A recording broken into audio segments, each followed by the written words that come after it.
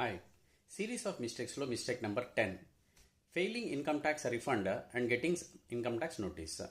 So చాలామంది ITR file చేసేటప్పుడు వాళ్ళకి ఒక 4 బ్యాంక్ అకౌంట్స్ ఉంటే ఏదో ఒక బ్యాంక్ అకౌంట్ని ఆప్ట్ చేసుకుంటారు అండ్ రిఫండ్ ఫెయిల్ అవుతుంది.